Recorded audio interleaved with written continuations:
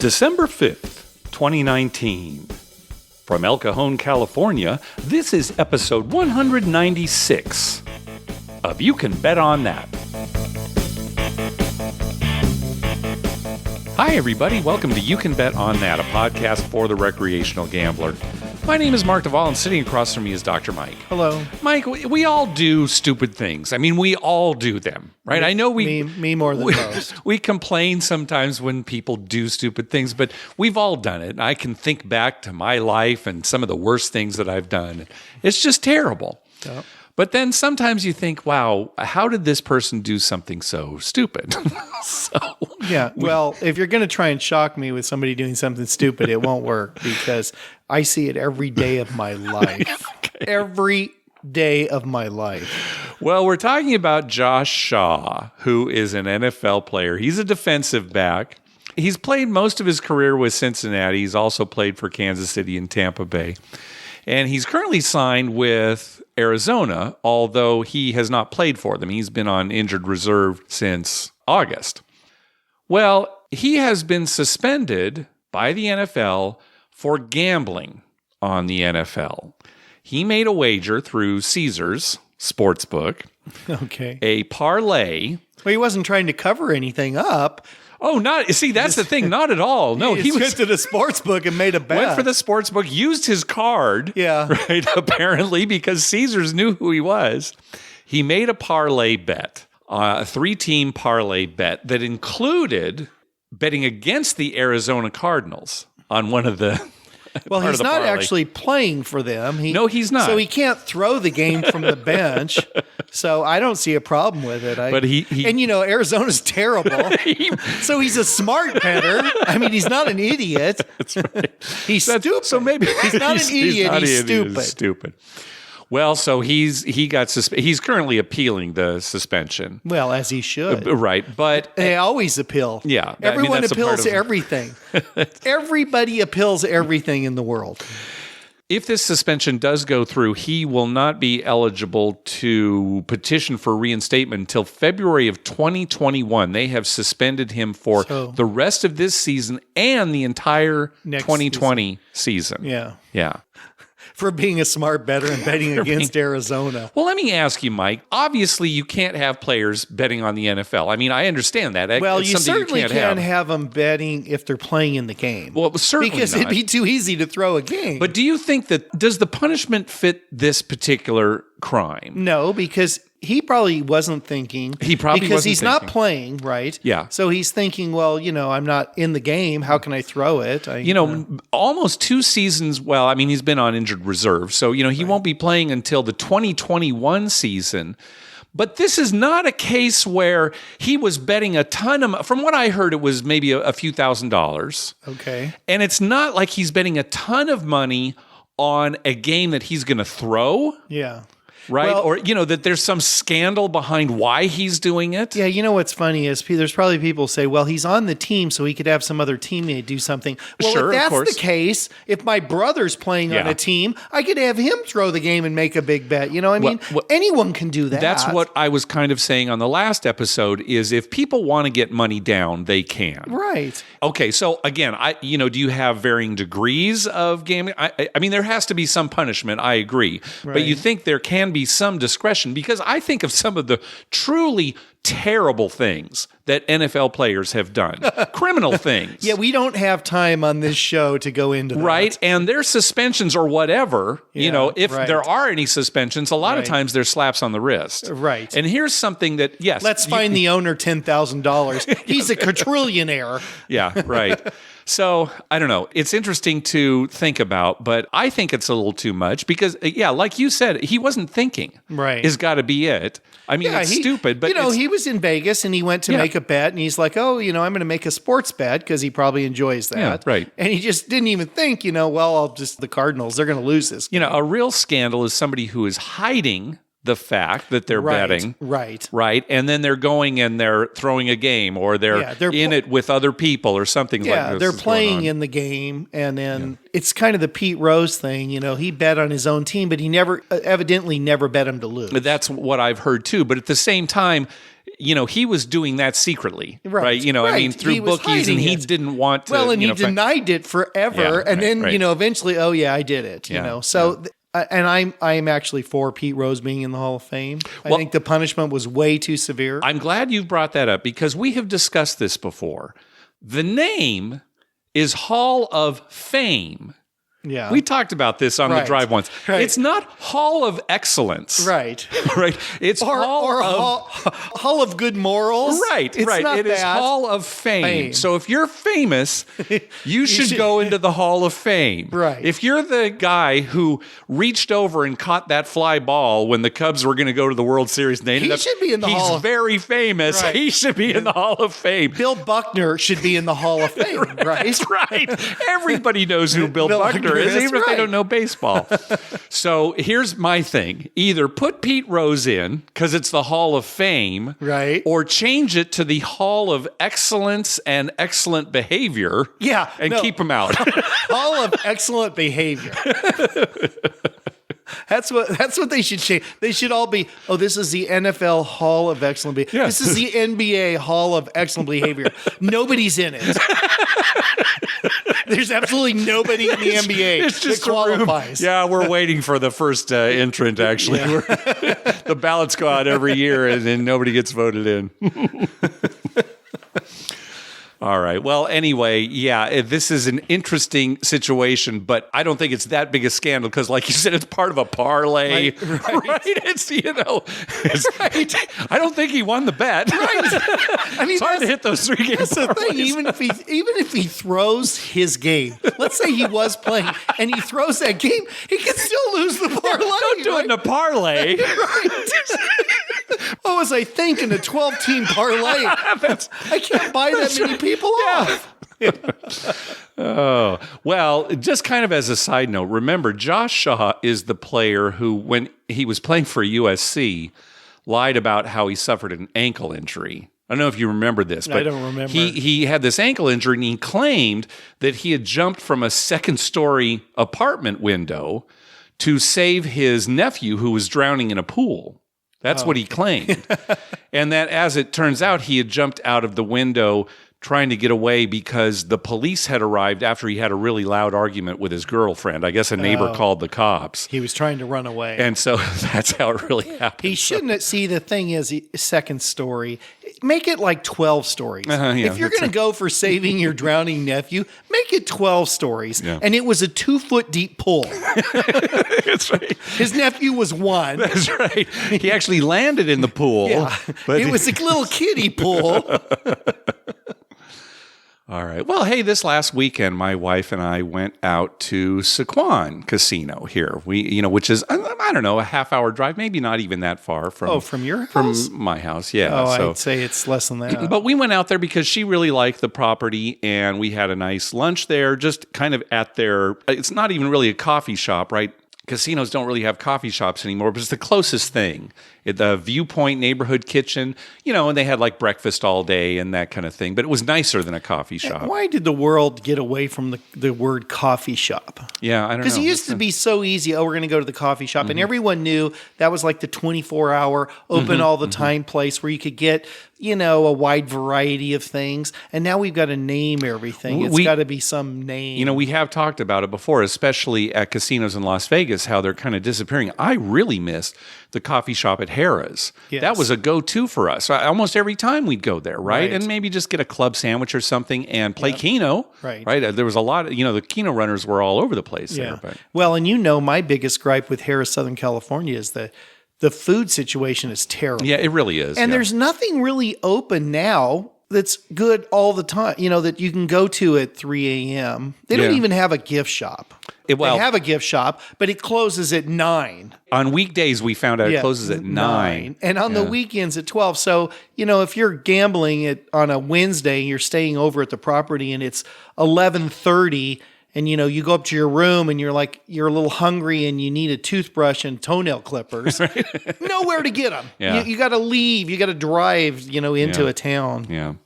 Well, we had a good time at Sycuan. And after we ate, we went and played some craps. They only have one table. We've talked about it before. Harrah, Southern California, that's a craps casino. Right. But, some of these There's others 4 around tables. town. Yeah. But at Sycuan, they only had one table, a $5 minimum, $1,000 maximum. 5 times odds, strict 5 times odds. It's not full 5 times odds like we've seen before. So if you have, say, $5 on the line, you can bet 50. You can bet. Excuse me, you can bet 25, and that's it. And that's it. Now on the 5 and 9, they'll let you go a little bit higher, so it's an even amount, right on your odds. So maybe 30 there. You can go to 30. Yeah, but otherwise, strict 5 times odds. No side bets, so no fire bet, no all tall small, nothing like that. No hot bets either, which we see a lot in California for some reason. I don't understand why. Yeah, it seems like smaller casinos. You'd think they'd want to offer that. Well, I guess, but it's a moneymaker. It's such a high house for them. edge. Yeah. It was a very friendly and competent crew. I was very pleased, good. actually. Yeah, and that's the most important thing to me. Now, they use cards similar to the way they do it at Harrah's, right? They've got 6 cards. Instead of them being like ace through 6, they actually have a picture of like the side of a die on each one. A picture of a die representing 1, 2, 3, 4, 5, 6. And they mix those up and then put them into the boxes corresponding to 1 through 6. I will say this. The boxman is in charge of the cards. So they've got a dedicated boxman at all times. That's good. They shuffled those cards so fast after a 7-out, Mike. You know how at Harrah's, it's this big, long thing where they wash it and very carefully put it out. I found myself not even realizing they'd done it. Yeah. It was so fast. They just pick them up real quick, boom, boom, boom, and then just spread them out. It was so quick. That I wish they would do at Harrah's. There's no reason for all that. But I'd like them to be shuffled quick. What I don't like is when they flip them over quick and put them back. Like the roll is a 5-2, and it's like 5-2, and before you even and they push them forward, and you don't know Yeah. I will say at Sycuan they did do that very quickly. Yeah, that was pretty fast. I suppose if you asked them to, what was that, or go a little slower, they might. Yeah, you just go a little slower so we can all see it, yeah. right? What's the hurry? Yeah. No, that was the case there. But a good experience. Lost a little bit and only played for a little while, but it was a good experience. Yeah, nice facility there. Hey, thanks to everyone who's been clicking through our Amazon link. Remember, whenever you're going to buy something through Amazon, please go to our page first, youcanbetonThat.com, and click through our Amazon link towards the top of the page. All right, let's get to some voicemails. First up is our buddy Vinny Chens. What's up, Mark and Dr. Mike? This is Vinny Chens calling from Macau. My last night here in Macau, and it's been a whole lot of fun. Everything I expected and more. I will say that was quite surprised to see, the lack of 2 of my favorite games over here in Macau. Paigao, which, maybe it's not safe to assume that Paigao would be here in China, but can't find any Paigao poker or Paigao tiles anywhere in any of the casinos that I have stayed in or visited. Up until this last leg of my trip, I was having trouble finding a craps table. Stayed at Wynn Palace. There was no craps table to be found. I mean, really, every casino here is about 85% baccarat tables. But did move over to the Galaxy Macau, which is a much, much larger property, had a lot more variation of games, and lo and behold, there was one craps table that was open at noon every day. I played there the last couple of days, and, usually the crowd is pretty sparse, but when a hot roll gets going, the spectators definitely come and watch. And today was probably one of the more exhilarating crap rolls of my life. So maybe it was because I was here in Macau and I didn't understand what people were yelling at me, and the cheers just seemed that much louder as I was rolling. But I turned a pretty small bankroll into one of the biggest crap scores of my gambling career. The maxes here, Dr. Mike would probably hit them pretty quickly. The hard ways max out at 4,000 Hong Kong dollars, which I guess is close to around $500 or so dollars. And you can really place bets. The max you were able to do on those was 10,000 Hong Kong dollars, which is probably equivalent to maybe 1,300 or so American dollars. So we had a couple of numbers maxed out. I had the 8 maxed out. I had the hard 4 and the hard 10 maxed out. We rolled at least 45 minutes to an hour, and the experience was absolutely amazing. So just wanted to say that there is craps. It is alive here in Macau. If you guys do come visit, it is few and far between, but I know it's at the Galaxy. I know it's at the Parisian, and I hope one day you guys get out here to see it for yourself. Thanks for everything that you do. Bye. Yeah, congratulations, Vinny. He actually Yes. posted on Twitter. He took a picture of his chips after that big session and posted nice. there. So, yeah, he had a pretty good run there. So, I'll tell you, I don't see the two of us ever going to Macau for a gambling trip. No. Based on everything that we've heard and just how long it would take to get there. And we'd have to the be going cost to like and- Hong Kong for some other reason. see, that's the thing. And then pop into Macau. I could see maybe making a trip with my family. Right. That's not a gambling trip. Right. Well, you could go to Hong Kong, like say Yeah, with your right, wife, right. and then, pop over to Right. Macau for the day. Right, Right. yeah. That would be something that might happen. But just going to go to Macau, no. I mean, No, especially after Eric Rosenthal talked about it on Macau Cast, he was saying that, even on yesterday's The Better Life, he was talking about it again, how he was disappointed with the gambling there. Right. He enjoyed it, the service and everything, but he would never recommend it as a gambling destination. right. That And kind of thing. that would be for us. I That think would so, be why too. we'd want to go somewhere would be for the gambling, Yeah. not for, the experience Yeah. so much. Well, we've Plus, got- I imagine that Pai Gow is a Southeast Asian game. Oh, gosh, maybe. Now, I understand not having Pai Gow poker there, Yeah. but I am surprised to hear that he couldn't even find Pai Gow tiles. Because I'm wondering if that's more, like a Vietnamese. Well, but it's based on maybe, Chinese Thailand. dominoes, though, right? I mean, that's the whole thing. I don't know. Yeah, I mean, It's a good question. If anybody has been to Macau and has seen Pai Gow tiles, let us know. Yeah, or Seems do like they'd they have to play be it in somewhere. China outside a casino? I mean, is it a game that's Yeah. played, at someone's house? Yeah, or I don't something? know. Yeah. I don't know. So if you want to hear more about Vinny's trip, listen to the most recent episodes of the 7 Out podcast. He talks about it quite a bit, and he plays some recordings that he made when he was actually there in Macau. So you kind of get that, fresh perspective. It's been very interesting. I listened to the first episode. I think they're going to release part 2, here coming up soon. So 7 Out podcast. Well, for a different perspective on Macau, let's hear from listener Nate, who also recently returned from there. Hey fellas, Nate from New Mexico here with a report from Macau. I thought I would share a bit about my recent experience playing craps for a few days there. So craps in Macau is played exactly the same as anywhere else. The rules are the same and the game is called in English, but honestly it could not have felt more different. For one, the table minimums are generally very high.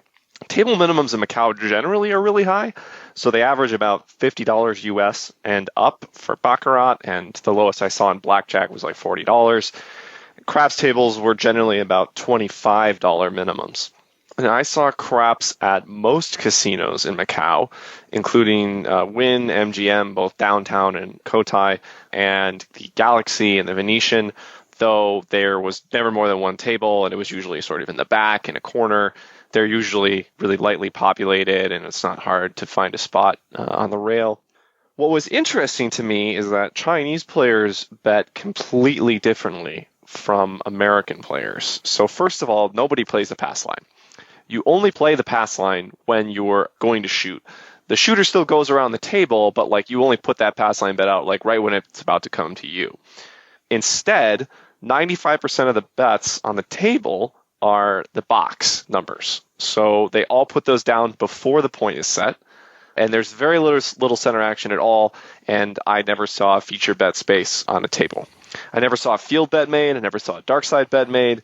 At one point I made a come bet, and I think the box man had to explain to the dealer what that even was. So pretty much just all plain box numbers. Mostly, just place bets. I think, people did buy when it was appropriate. As is somewhat well known, in Macau, there is no alcohol at the table, but you can get all the tea and hot milk that you want. I found Chinese craps gamblers, though, very nice. Everyone was still having a good time when the rolls were good. It was a little bit more of a tamped down mood, certainly not a Vegas mood, but everyone was still clapping each other and that kind of thing. So I even got a standing ovation after my first table when I had a decent roll, so that was nice. A couple more quick hits. I read online to be wary of scammers or otherwise shady people. I encountered none of that kind of thing. There are pretty serious checkpoints onto all entrances of the gaming floors. So there's passport checks and metal detectors. Sometimes, if you're maybe a bit older looking, they're not really going to check your passport, but you do have to walk through the metal detector at least. And although table minimums for any game are rarely less than $25, there's plenty of machines. So roulette, blackjack, etc., that have minimums of $2 or $3. Overall, my impression of Macau is pretty mixed. I think I can only recommend it to somebody who's really looking for a cultural experience, I guess. If you're looking for a straight up good time as a Westerner, I think you should just stay in Vegas. I don't think you're going to enjoy Macau very much. But if you find yourself in the area near Macau, and if you're looking for 1 or 2 nights of a sort of weird, bizarro Vegas where their idea of a good time is staying up all night, drinking tea, and playing baccarat, I think it can be an interesting time. Okay, thanks, Nate. So that kind of confirms, what we were thinking, right? Right, That at least as just a strict gambling trip, it might not be worth it for us at least. So, Well, I don't know. I might want to stay up all night and drink tea. Well, you can do that here. And that's right. I'll deal baccarat to you. Yeah, just come on over one night. Yeah. We'll stay up all night. I'll just drink tea. Got bathroom break, tea, That's bathroom right. break, tea. Player wins. And it sounds like Nate found craps at a lot of places too. Yeah, so it he was seemed like able he had to, quite a few. yeah, maybe he was going to some different casinos than Vinny. So, yeah. All right, let's hear from Kelly. Hey guys, it's Kelly from Utah. I haven't called in a while because I have not had anything exciting or interesting really to report on, but I've still been listening faithfully. But I wanted to call in today because, Mark, I was listening to the latest episode and somebody talked about how they had been listening to all of your episodes starting from episode number 1. And I could swear I heard you audibly cringe at the thought of that. And I just want to tell you that I did the same thing last year. And that was one of the most enjoyable things that I did at that time. I painted my office in my house and listened to like a dozen episodes that day and just, getting ready, cooking, house cleaning. And it was so enjoyable to have all of those episodes to listen to. And I was so disappointed when I was done and caught up. So don't ever cringe at the thought of that because those old episodes are still great. I also remember a caller recently asked about a roulette strategy, and I have one that I wanted to share for him. What I do is I play more like Mark. I'm real controlled and kind of systematic and bet the same way. So what I do is I've got about 25 numbers that I bet on out of the 38 numbers on the wheel. 25, 27, it ranges, but on any given spin, you stand to win about $10 if you bet 25 numbers, and I just bet straight up $1 on each.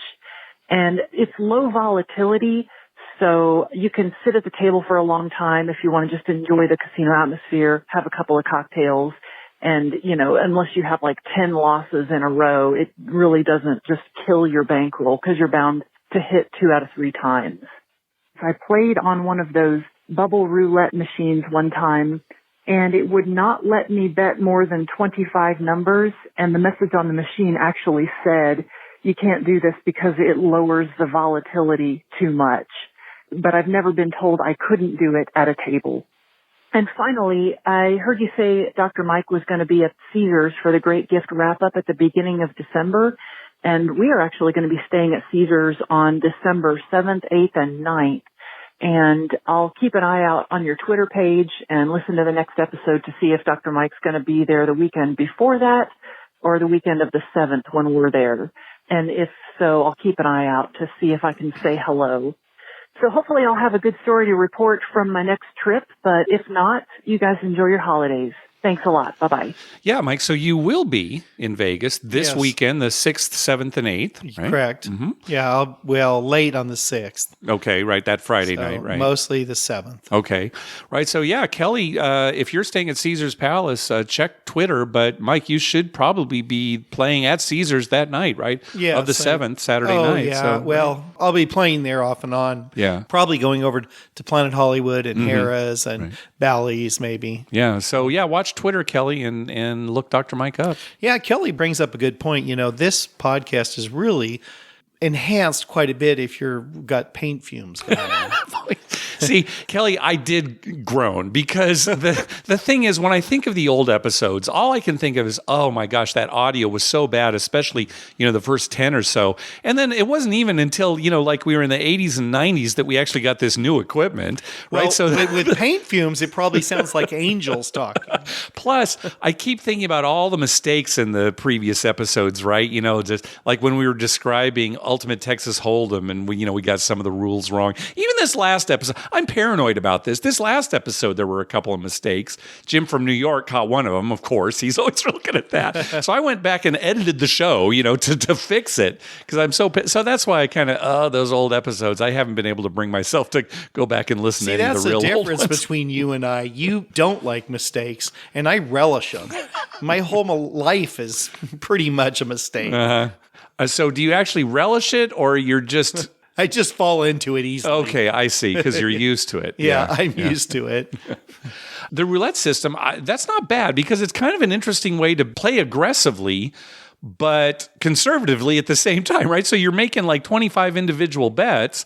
You can stay there for a long time unless you have, like she said, a run of really unlucky spins. But like 10 spins in a row where you're betting almost every number and it just happens the one comes up you don't have. Yeah.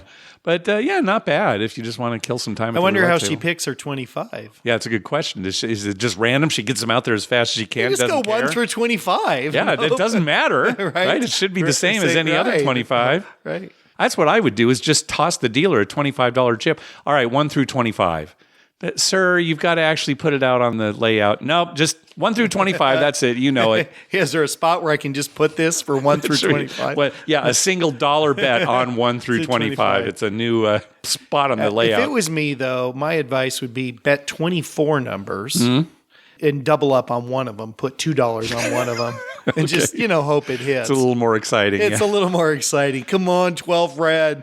All right. I see a book in our future. I think we're going to be writing a book about all the possible bets you can make in roulette. It's endless. Oh, that book's going to be so big. It's one of those big, heavy books that people use to press flowers and stuff what's like this? that. They're looking through this. I'm a little confused. Why are there so many pages? I bought this book because it looked big. All right, next call. Hello, Mark and Dr. Mike. This is Frank from St. Louis, calling you for a pre-trip coming up. I was in New Zealand earlier. I called your line this year. Let me give you a big shout-out for your 200th show coming up in the next few weeks. I've been out to Las Vegas about 30 times, and I don't know how many more times I'm going to go out there with the 000 roulette, 6 to 5 blackjack, parking fees, resort fees. I saw MGM cut their drink size down. But we're going to make one more try. A group of us are going out for our 60th birthdays. And Mark and Dr. Mike, I know you're in that age range. Come on out.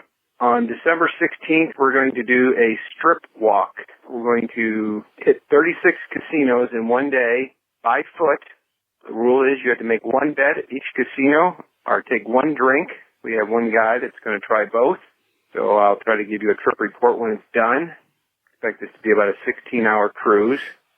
And one last thing on the Chargers, you don't have to worry about them going to London. If you do a little research on the Google, you'll find out they're coming to St. Louis. Oh. Love the show. Have a great Christmas. Thank you. Yeah, you too. What do you think of that, Mike? Well, we've talked about them going to St. Louis. St. Louis is a great town for sports. I'd hate to do that to St. Louis. That would be terrible. St. Louis, seriously, they're great sports fans in St. Louis. I agree. My mom's from Missouri. St. Louis probably is the best baseball fans in the nation, I think. Yeah, they're great fantastic. baseball fans, all sports. They love their sports in St. Louis. The last thing they need is the Chargers. The last thing.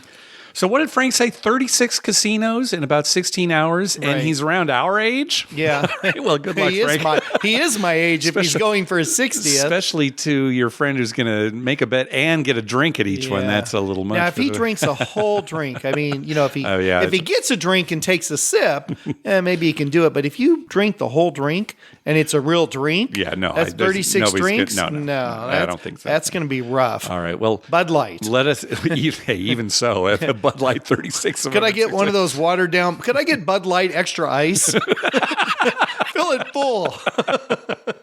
All right. Well, let us know how it goes, Frank.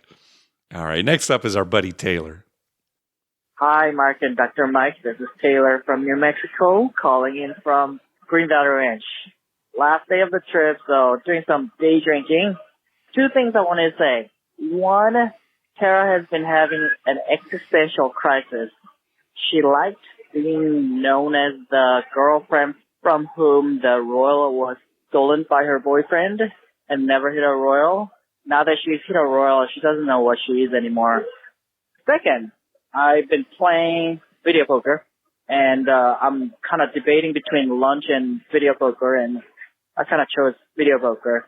When you go to Vegas and you talk about how you guys always skip meals, the question is, do you even feel hungry and choose craps over lunch or dinner, or is it that you don't even think about it when you're playing craps?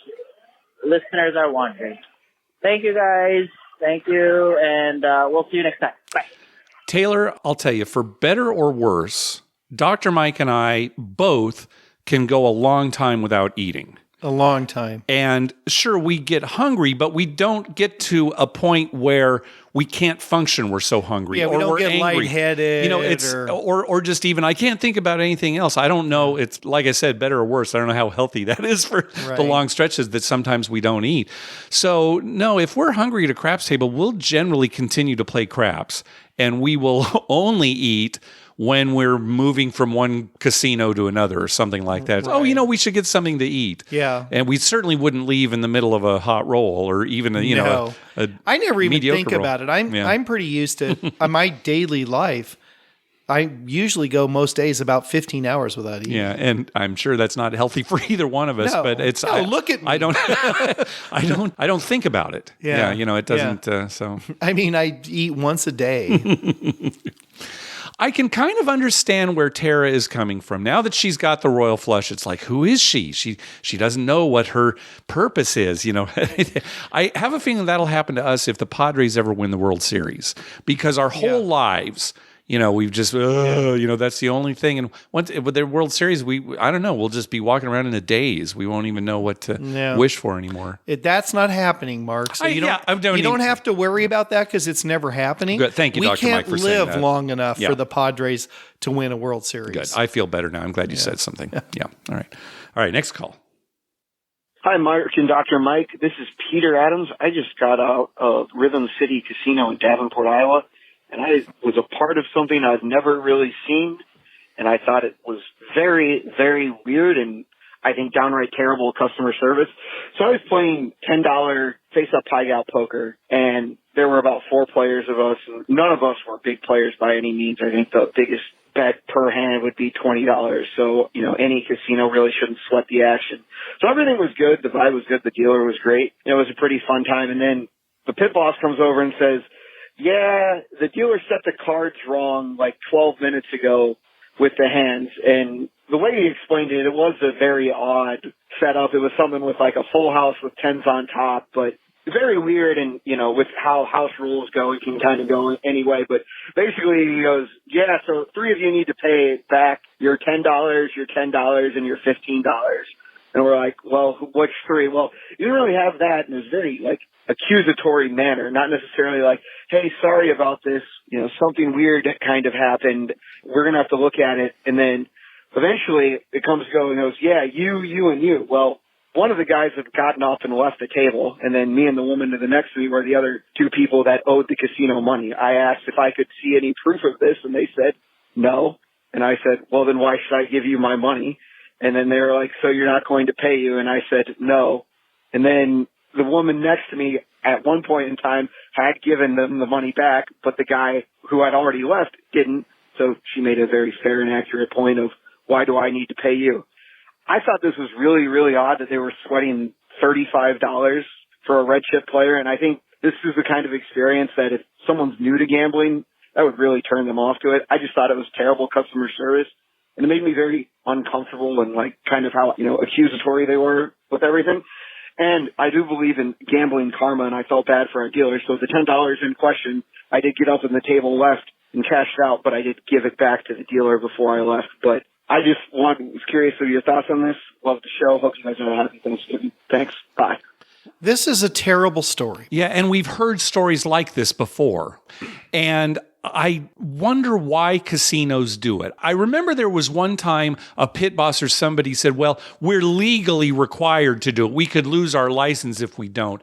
And that doesn't ring true to me. No. I mean, I don't know for sure. It's very strange that a casino would sweat $35. I mean, mistakes happen, right? I mean, we see them every week. Yeah. We see mistakes every single week. Yeah. Some in our favor, some against us. Yeah. Now, when mistakes happen, if they're not caught right away, I mean, immediately, why rehash that? Why go back? I mean, they're going to get those people's money anyway. Yeah, and maybe just make a note of it if you're the casino. You'd probably make a note of it, and then, it'd probably be the dealer you'd be saying when he went on break, hey, you set this hand wrong, be more careful, watch this, something like that. To go after the players, that's ridiculous. Well, it sounds like Peter did not give them the $10 back. So it's not something, I mean, they asked for it, but they didn't force him to return it. Right.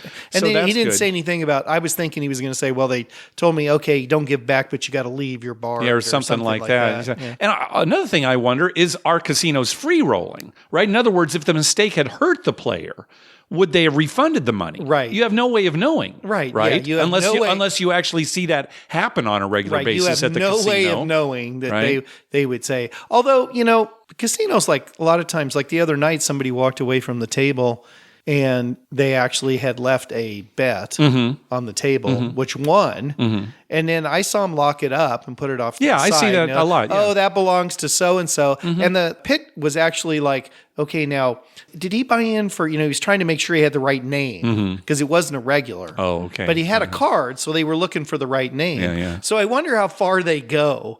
If he did find that out, if they call the guy up and say, oh, you got $20 coming. Or do they just like make it for a show, and then later I'll lock it up. Yeah, I don't know. That's a good question. Yeah. And it's going to depend on the jurisdiction as well, too, what the law is. But, yeah, well, that's too bad. At least you didn't have to give your money back, Peter. And it's terrible customer service. Yeah, that's the main. To even bring it up is a terrible. Can't they just write that? I mean, how often just pay?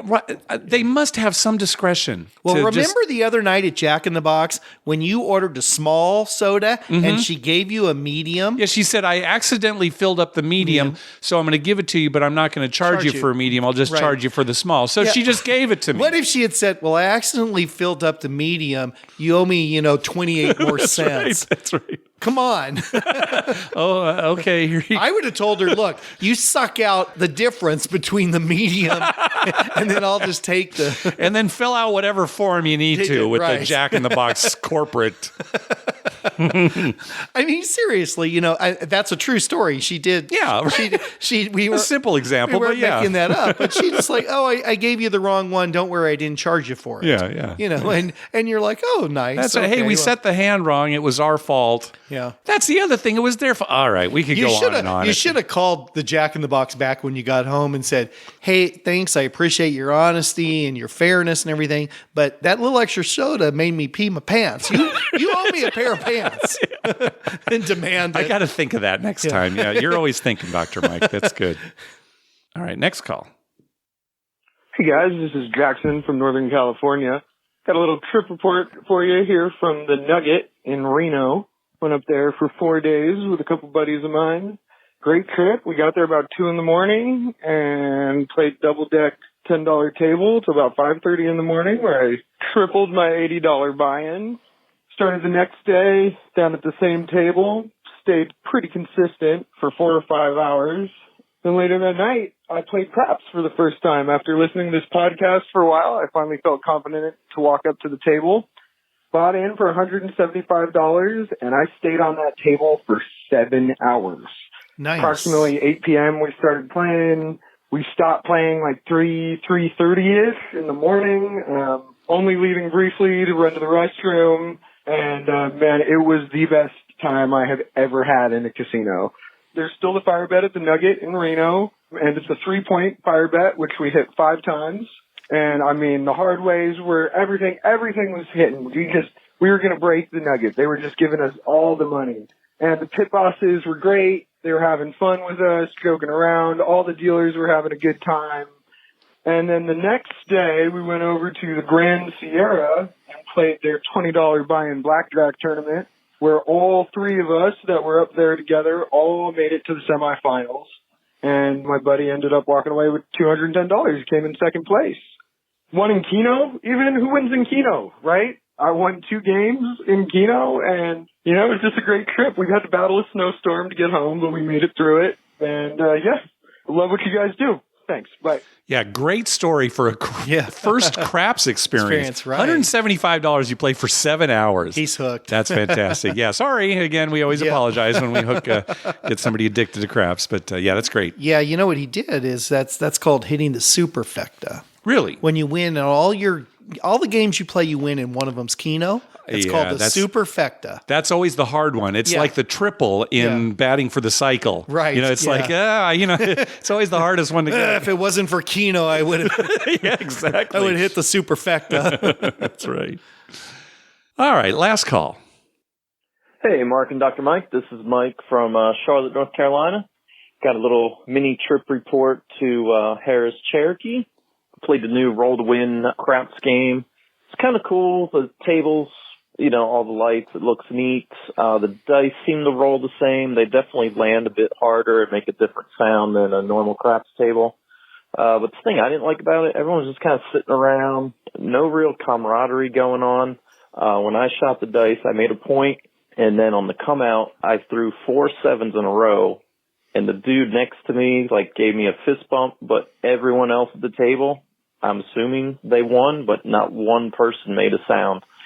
Very bizarre, not the same and as fun as normal craps. So take that for what's worth.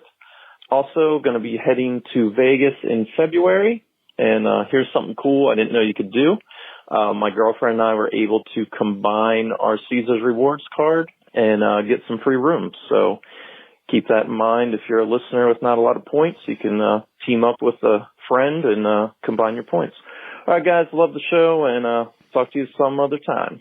Yeah, good. Thanks, Mike. That's a good suggestion. I have not made reservations online in a long time, but I remember it used to be if you were going with somebody, there was a field there where you could fill in their total rewards number. To combine your points. Yeah. We did that years and years ago, with my dad and stuff. Remember? Right, yeah. We'd use his points and my points, and we'd get a room or something. So I'm assuming you still can do that online. If not, again, call and say, hey, there are 2 of us. Can we, Right. Well, when join you say forces? that, when you call online, I'm like, every time I make a reservation, I'm like, well, I need another room because my mom and dad are coming. Mm-hmm. And they always, what's their rewards numbers? Okay. Because that factors in. Yeah, right? that helps to maybe get a comp.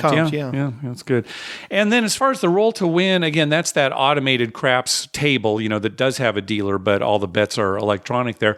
It's kind of similar to the report we got from Alex on the last episode. I think it really is going to depend on the people, though, because we have had some reports that say, oh, yeah, it's very lively and just like other craps games. So that's going to depend. But at the same time, a game like that might draw people who are not as socially demonstrative, as others. They don't want to be. Right. So, that could be one of the reasons they're going. That's why most people like machines, right? Yeah. I mean, even slot players, they like it because they can sit there and they don't have to interact with anybody. They can talk to the person next to them, but they don't have to. Yeah. And they don't have to say anything. They don't have to make quick decisions, although in this game you kind of do. Although, it's interesting because at the D and the Strat, and on Vital Vegas podcast recently, he was talking about it, they have introduced individual bubble craps machines, right? Where it's just you, and there is no time limit. You can you can do as fast or as slow as you want. That's perfect. So that would be, So years from now, when you're laying in some cocoon thing with all these electrodes coming in and out of your body. Like the Matrix? Yeah, like the Matrix, and you're some virtual guy, you can just go sit at one of those machines and no one will bother you. That's great. No one will unplug you. So you're in the Matrix, but you're still going to just an individual bubble craps machine. Excellent. Because it's what you're used to. It's excellent. Hey, let's listen to a gambling scene. This is a suggestion we got from listener Doug, almost 3 years ago. I've been collecting these gambling scene suggestions that we've got. So mulling them over. Every day Mark goes over it. I wonder if we should play this one. Yeah. Let's give this some time. It needs to stew a little. This clip is from the TV show Entourage. And for those who never saw it, it follows the adventures of a movie star named Vincent Vinny Chase. and his childhood friends and brother, basically his entourage, and the adventures that they have in Hollywood. And I thought you were going to say Macau. No. And another regular character is Vinny's agent, Ari Gold. So that was basically the main cast. It's interesting because I started thinking about it. I'm not sure, is Entourage a good show or not? I kind of enjoyed watching it, but after each episode, it's like, I don't know. So I can't say that it's a good show or not, but I watched it. I watched every episode. Well, it probably depends on the person, right? Yeah, it depends on your mood. It's one of those shows that some people like and some won't. Yeah, oh, absolutely. As opposed to some shows where it's like, that's not really good and everyone agrees. And other ones like, that's great. We got to watch that every week. That's true. Well, anyway, in this episode, they're all in Vegas playing at the Hard Rock. And Ari, again, the agent, he's upset because he's down a ton of money. And Vinny agrees to combine their money and play blackjack to try to recoup their losses. Familiar. So they've got a combined bankroll. They're at a blackjack table. There's one other player at the table, a stranger that's not part of the group, to Vinny's left. And Vinny sits down and bets $75,000 on a hand. So let's listen. Is he at a $5 table? I don't know what the limit is. $75,000. I don't know what the limits are. It's the $75,000 to $78,000 table. It could be. I could be. I'll check the video a little closer. Feeling good, Ari. Let me sit. Ari, relax. 207. We can get that back. You're gonna get thrown out of here. Calm down. A little upset. He's dealt a pair of 8s with the dealer showing a 5. Split them. How much is that? 75 grand. Now 150. He gets another 8 on the first hand. Gotta do it. Split them again. I once saw a guy split 6 times straight. So now he gets a 10 on the first hand for a total of 18, and a 9 on the second hand for a total of 17, and a 3 on the third hand for a total of 11. No choice. Double down. Vinny, 300 grand. we're gonna win it all back in this hand. Yeah, or my kids are going to community college. I'll take this hand myself if you want. So Vinny has offered Ari out of their pooled money, but Ari gestures that he wants to keep the money together. And he's dealt a 3 on the third hand for a total of 14. Sorry. It's okay. I'd like to split these, please.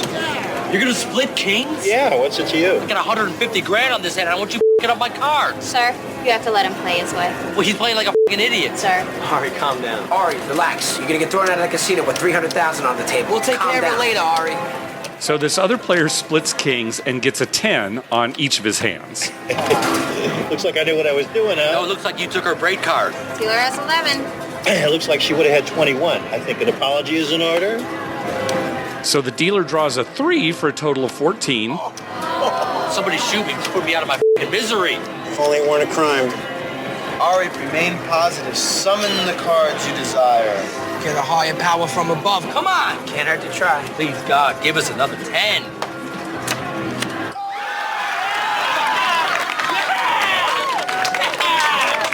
I getting that apology? No, man, I'm sorry. I'm sorry. Come here. Give it to me. Give it to me. Give it. And Ari leans over and kisses the other player on the top of his bald head because the dealer has busted and everybody at the table wins. The other player at the table is character actor Paul Wilson. I'm sure you'd recognize him if you saw him. He's just been in a ton of stuff, probably best known for playing Paul on Cheers, one of the minor characters, but he was a regular, especially towards the later seasons. Yep, I remember him. Yeah, so anyway, he's the player there at the end. So everybody won, everybody was happy. Hey, and it brings up a good point, when you're criticizing somebody's move. There you go. I mean, that's a terrible move, right? Right. But, sometimes it actually does help you, and sometimes it hurts you. Right. My dad used to get so upset about bad players, and I'd always say, Dad, sometimes it helps you, though, Yeah. I mean, unless you kept track your whole life, and you knew you were down for bad moves. You've got to keep that in mind. And that's why some people have trouble playing blackjack because they just can't get past that. And I can understand it. Sure. But yeah, honestly, in the long run, it doesn't matter. So. I love the player who, always wants to play third base. Mm-hmm. That way nobody can make a bad move. But the people in front of you, if they make bad moves, that affects your third base. Yeah, it's all in people's heads, right? Yeah. They think third base is really the one like that matters. Some magical thing. I meant third base. Yeah. I wish the Padre could get to third base. It doesn't. I don't think I've ever seen it. I've been to many, many games live. I don't think I've ever seen a Padre at third. There's been a lot of games where no one has ever made it to third. They've had a lot of shutouts against them. All right. Well, that's going to do it for this episode. We want to thank some people for some PayPal donations. A donation from John, thanks very much, and a recurring donation from Kurt. Thank you. Hey, be sure to check out our TV listings showing all the gambling-related shows coming up within the next 2 weeks. We update those listings every Wednesday using a customized program that searches through all the raw American TV data. Just go to youcanbetonthat.com/TV-listings. We'd love to hear from you. Call our voicemail hotline at 951-292-4377. That's 9512-WAGERS. 9512-WAGERS. Or you can email us at youcanbetonThat@gmail.com. You can also follow us on Twitter at YouCanBetOnThat and on Facebook at facebook.com/YouCanBetOnThat. Finally, please go to your favorite podcast app and write a review on us. We'd love getting your feedback. All right, Dr. Mike, what do you got? I don't have too much. I'm just going to say that I am going to be in Vegas this weekend. Right. But we're going to get there very late Friday, so I don't know what's going to happen Friday night. Okay, and you're leaving early Sunday as well. So and we're probably leaving fairly early Sunday. Maybe not super early, but fairly early. All right, so Saturday is really the time that you're going to be doing and the only time when I basically am locked up is during the gift exchange, which I'm going to try and go to at 9 in the morning. Okay. And hopefully that'll only take an hour. And then for dinner from 7 to 9 at night. Okay, so for people... The rest of the time, I pretty much hopefully will be playing. Sounds good. For people who want to meet up with Dr. Mike, just follow our Twitter account, and I will tweet his location at any time. And hopefully I won't disappoint. Yeah. No, you never do, Doctor. No, that happens. All right, well, good luck. Have a good trip. All right, thank you. All right, thanks for listening. Good night.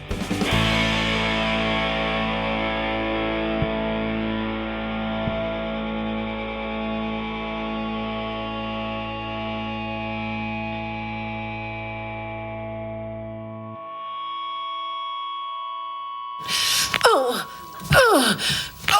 sweet mother, I love you, Dr. Mike.